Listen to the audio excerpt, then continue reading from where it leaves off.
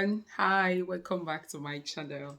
I'm not sure if I can still say Happy New Year, but I'm going to say it anyway. So Happy New Year. Hi. Um this first month of the year has been a period of quietness for me, a period where I've been taking in a lot of things, listening to a lot of stuff. Part of the things I've been learning, I'm going to be sharing very soon. I'm laughing because there's so many promises or videos that I have not been able to fulfill, but someday I'm going to fulfill it. Thank you for sticking with me. If you're new here, I'm Ifedayo-Ibini. I'm a registered nurse. I'm a part-time vlogger, and I talk about faith, relationship, lifestyle, nursing, health, everything that just makes life interesting in general. I do not get to do this often, but thank you for those who were checking up on me, asking me when are you going to drop a new video. So shout out to you all. Thank you so much. Please do not forget to subscribe, like, share, comment. It keeps me going, it motivates me to do more. So guys, happy new year. I hope you're well. I hope you're safe. I hope you're being happy. I hope you're doing the things that your heart truly desires.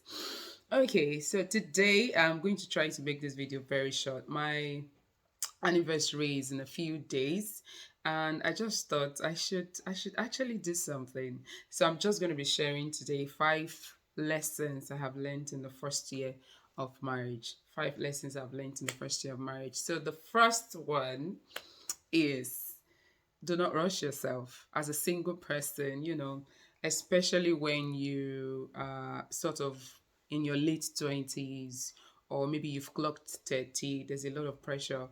I'm telling you, whether you asked for it or not, there's so many things that would make you consciously or even unconsciously desperate.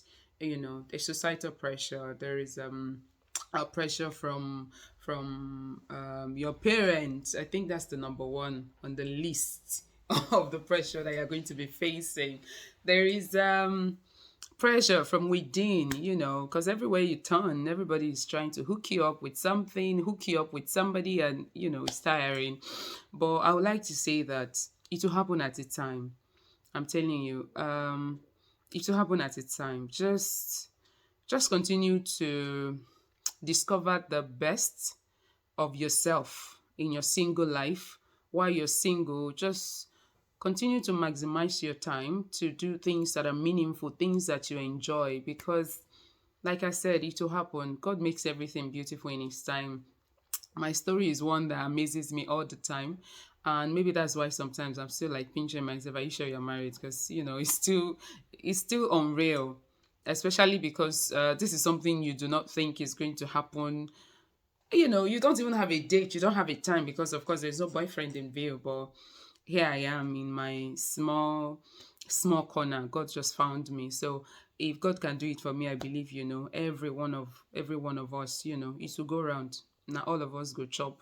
It's not breakfast now, but all of us go, will eventually have our own soulmate as we desire. So don't push yourself, don't rush yourself. It will happen. If it's going to be like, so finally this, so don't beat yourself up. There is you are not horrible. You are not a witch. You're not you don't have a bad destiny. What other things do people say? You're not proud. It's not because you're arrogant. It's not because no man wants you. All of those things are lies. Don't believe them. It will happen for you at your own time. Trust me, it will. Second lesson is communication. Is very important that you learn to communicate with your partner, because um, so many things will happen. So many things, I'm telling you. All the silent treatments that you can give yourself whilst you're dating, when you start to live together, because you're constantly in each other's faces, trust me, if you want to be able to move forward and set a healthy foundation for your home, you will learn to communicate. It's okay if some things happen and you be like, you know what, you have hurt me, I don't want to talk about it now. But that communication has to happen, because while you're just keeping quiet, something is, your partner would have done something else, and then you start piling up.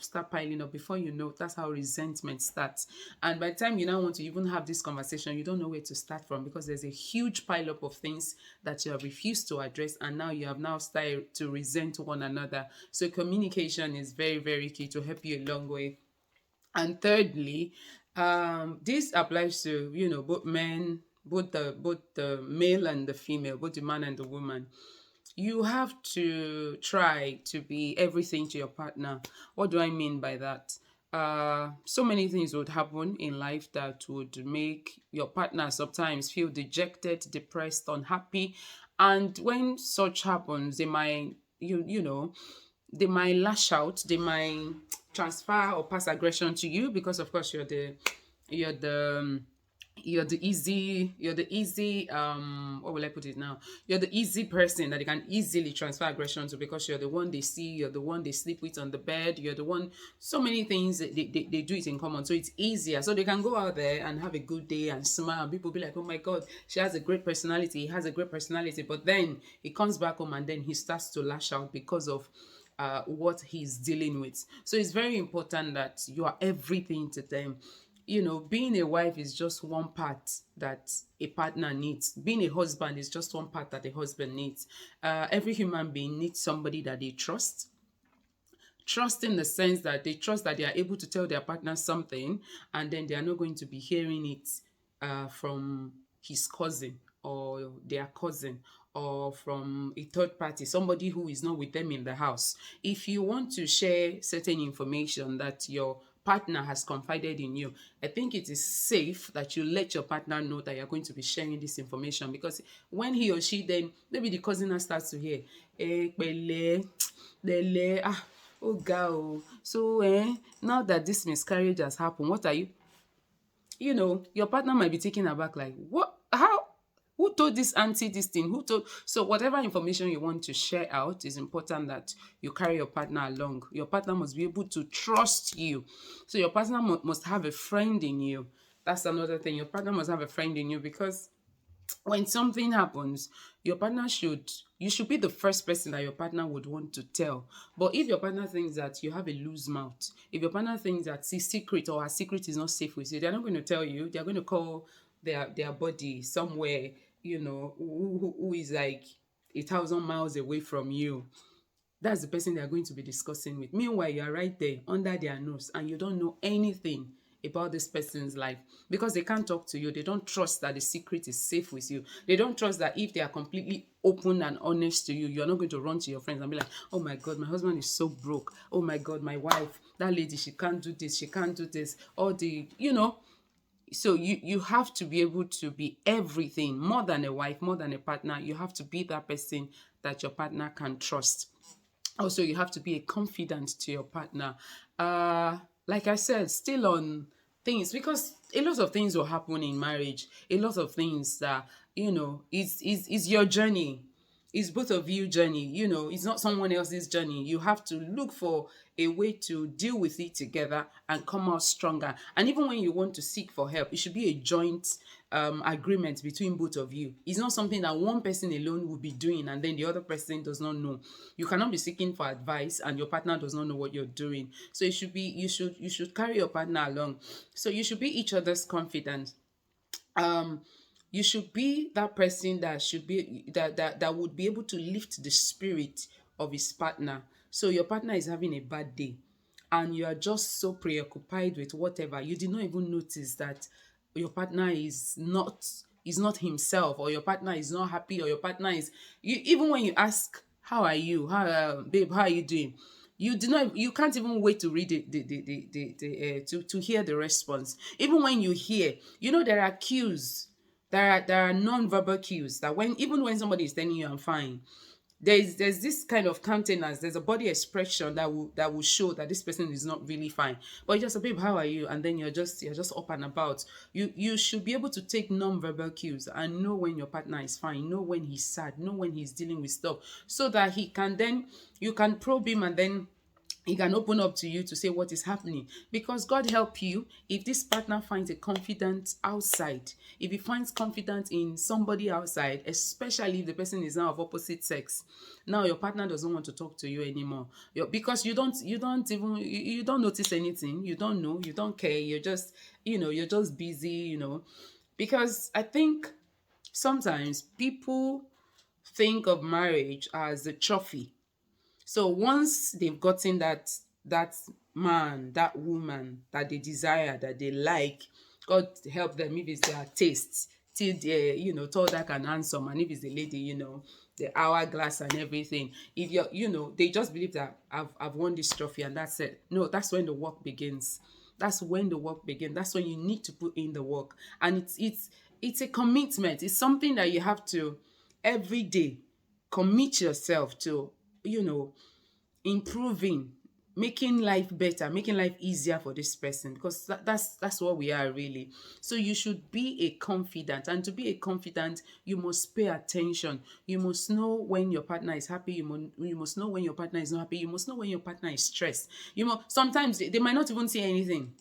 For instance, we ladies, we might not even say anything. You will just be, I can do bad all by myself. But just in not talking, your partner would be able to tell that, wait, slow down. Something is wrong. You're not fine. And you can only know that when you pay attention. So you must be able to pay attention so that you can be your partner's confidant. You don't want him having one best friend who is a man outside. And that's the person she's telling everything. And, and vice versa. That's not good. I think I've even said more than 5 lessons now. But finally, I would like to say that, it is important that you pray together, especially if you want Christ to be the foundation of your home, or if you have made Christ the foundation of your home. It's important that you seek the face of God together. It doesn't matter who is more spiritually stronger or not than the other. Now, you'll be shocked that, in years, the Bible says, iron sharpeneth iron. The most important thing is that you are lifting each other up, you're raising each other up. So don't say that, oh, because I'm more spiritually sound, when you want to pray, you go to your own corner of the room and then you start praying, you're neglecting your partner. If you refuse to contribute to his growth or her growth spiritually, when the fruits of a carnal mind starts to show, who do you think will be the first to experience it? You.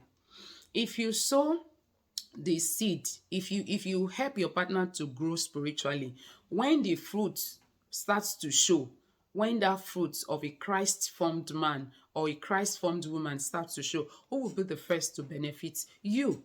So when you think of it that way, you know that it is very important that you have a prayer time.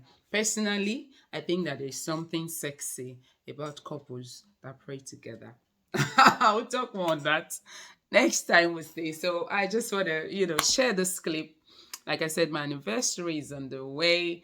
So thank you so much. I hope you've learned one or two things. I would like to read from you, what other, I know I have viewers who have been married for years. So what other things have you learned in your own marriage so far? I can't cover everything in this short post, but this is the highlight of my own lessons in this first 1 year. I hope I'm able to do this every year. So thank you so much. Please do not forget to subscribe, to like, to share, and to comment. This is my first official video for this year. So this is me signing out till I come your way again. Bye.